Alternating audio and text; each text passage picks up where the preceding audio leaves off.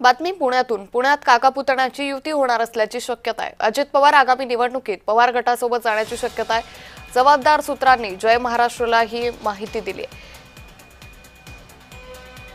त्यामुळे अजित पवार आणि शरद पवार यांची युती होण्याची शक्यता सध्या वर्तवण्यात येते। तर पुण्यामध्ये काका पुतण्याची आगामी निवडणुकीच्या पार्श्वभूमीवर युती होण्याची जबाबदार सूत्रांनी जय महाराष्ट्रला माहिती दिली आहे।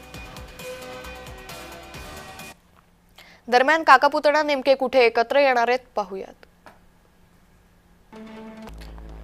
दौंड, जेजुरी, फुरसुंगी आणि चंदगड या ठिकाणी काका पुतणे एकत्र येण्याची शक्यता आहे।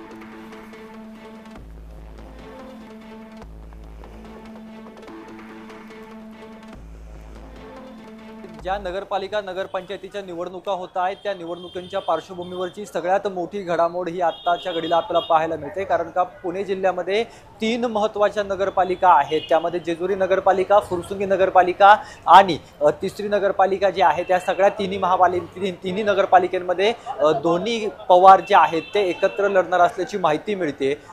जेजुरी, दौंड आणि फुरसुंगी या तिन्ही नगरपालिकांमध्ये काका आणि पुतण्या दोघांनी एकत्र येऊन निवडणूक लढवण्याची शक्यता आहे। कारण का मागील काही तासांपासून ही संपूर्ण चर्चा जी आहे ते पुणे शहर कार्यालयामध्ये आहे आणि जेजुरीचे कार्यकर्ते, दौंडचे कार्यकर्ते आणि फुरसुंगीचे कार्यकर्ते या तिन्ही नेत्यांनी, तिन्ही शहरातील कार्यकर्त्यांनी जे आहे ती एकत्र लढवण्याची इच्छा अजित पवारांकडे व्यक्त केल्याची देखील माहिती जी आहे ती सध्याच्या घडीला मिळते।